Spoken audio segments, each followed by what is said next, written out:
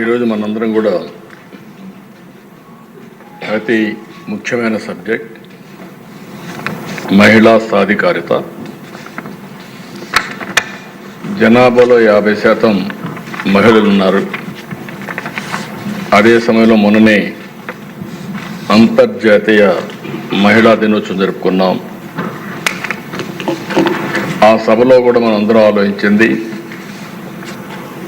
స్వాతంత్రం వచ్చి ఇన్ని సంవత్సరాలైనా ప్రపంచం మొత్తం నాగరికత వైపు పయనిస్తున్నప్పటికీ కూడా ఇంకా జెండర్ ఈక్విటీ రాలేదు. ఎక్కడికక్కడ మహిళల పట్ల వివక్ష చూపించడం ఇవన్నీ జరుగుతున్నాయి. ఈరోజు కేంద్రంలో ఉండే నరేంద్ర మోడీ గారి నాయకత్వంలో ఉండే ఎన్డీఏ కానీ, ఇక్కడ రాష్ట్రంలో ఉండే ఎన్డీఏ కానీ మన ఆడబిడ్డలు, తల్లుళ్ళు, చెల్లెళ్ళ గురించి ప్రత్యేక శ్రద్ధ పెడతాం.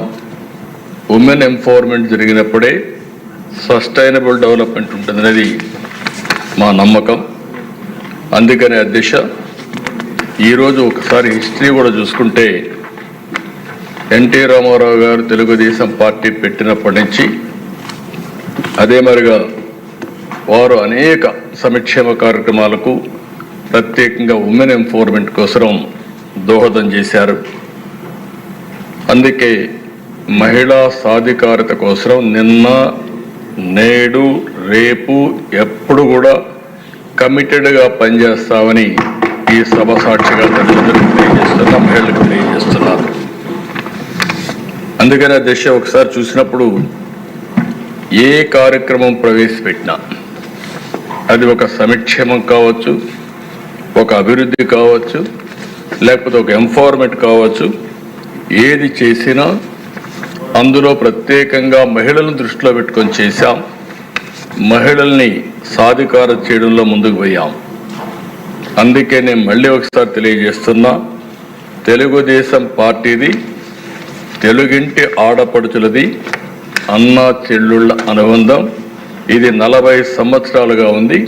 ఇది శాశ్వతంగా ఉంటుందని చెప్పడానికి గర్వపడుతున్నానని చెప్పి కూడా నేను మీకు తెలియజేస్తున్నాను. దశ మాటల్లో చెప్పడం కాదు, చేష్టల్లో చేసి చూపించాల్సిన అవసరం ఉంది. తెలుగుదేశం పార్టీ సిద్ధాంతం జెండర్ ఈక్విటీ ద్వారా, ఆడవారికి సమాన హక్కులు కల్పించడం ద్వారా వారిని ఆర్థికంగా, రాజకీయంగా, సామాజికంగా పైకి తేవాల్సిన బాధ్యత మన అందరిపైన ఉంది. ఇప్పటికి కూడా మనం వివక్ష చూపిస్తూనే ఉన్నాం. ఎవరైనా మహిళలను చూస్తే మనకందరికి కూడా ఒక చిన్న చూపు, మీకేం తెలీదు, మీరుండండి అనే విధంగా మాట్లాడుతున్నాం. రెండో విషయం మీరు చూస్తే అధ్యక్ష, చిన్నప్పుడు తల్లిదండ్రులపైన ఆధారపడతారు, పెద్ద అయిన తర్వాత భర్తలపైన ఆధారపడతారు, మళ్ళీ ముసలి వాళ్ళైతే పిల్లలపైన ఆధారపడతారు. కానీ ఎప్పుడు కూడా వివక్ష చూపిస్తూనే ఉంటారు.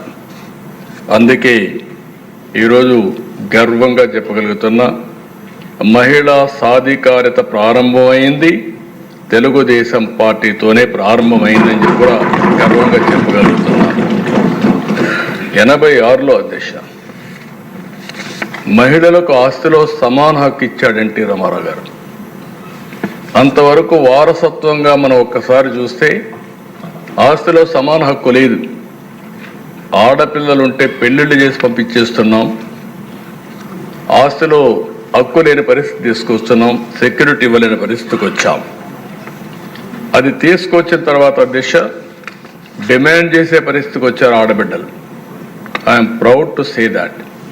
ఎవరైనా సరే అది అయిన తర్వాత ఈరోజు చూస్తే 40 ఏళ్ల తర్వాత మనం ముందే తీసుకొస్తే 2005లో దేశంలో దీన్ని చట్టంగా తీసుకొచ్చారు, మహిళలకు ఆస్తిలో సమాన హక్కుని.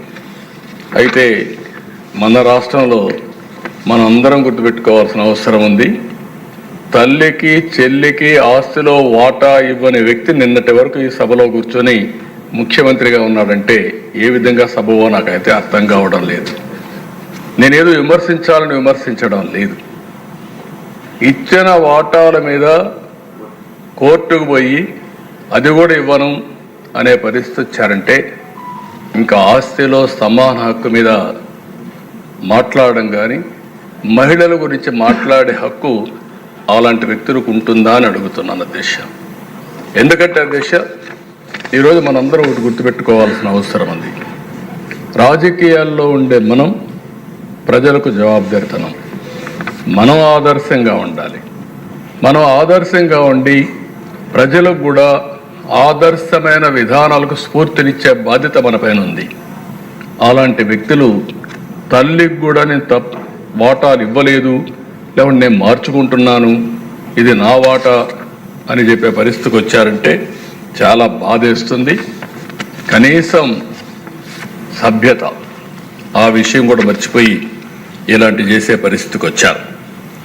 అదే సమయంలో అధ్యక్ష, తెలుగుదేశం పార్టీ మహిళల్లో విద్యను ప్రోత్సహించాలని ఈరోజు చేసింది కాదు. 1983లో దేశంలో మొట్టమొదటిసారిగా మహిళా విశ్వవిద్యాలయం ద్వారా ఆడబిడ్డల్లో చదువుకోవాలని స్ఫూర్తి ఇచ్చిన పార్టీ తెలుగుదేశం పార్టీ అని చెప్పి నేను మీకు తెలియజేస్తున్నాను. దాంతో ఆగలేదు అధ్యక్ష. అక్కడి నుంచి మీరు ఒకసారి చూస్తే ప్రతి కిలోమీటర్కి నేను ముఖ్యమంత్రిగా ఉన్నప్పుడు ఒక ఎలిమెంటరీ స్కూల్ పెట్టాం, ప్రాథమిక పాఠశాల. 3 కిలోమీటర్లు ఒక అప్పర్ ప్రైమరీ స్కూల్ పెట్టాం. ప్రతి 5 కిలోమీటర్కి ఒక హై స్కూల్ పెట్టాం. మండలానికి ఒక జూనియర్ కాలేజీ పెట్టాం. ప్రతి డివిజన్కి ఒక ఇంజనీరింగ్ కాలేజ్ పెట్టాం. జిల్లాకు మెడికల్ కాలేజ్, వందలాది కాలేజీలు తీసుకొచ్చాం. ఓసారి పబ్లిక్ పాలసీ అనేది చాలా పవర్ఫుల్ దిశ. ఈరోజు మనం మాట్లాడుకుంటున్నాం. ఈ సభ ద్వారా కొన్ని ఆలోచనలు వస్తాయి. మీరిచ్చే ఆలోచనలు ఏ విధంగా స్ఫూర్తిదాయకంగా భవిష్యత్తులో ఉంటాయంటే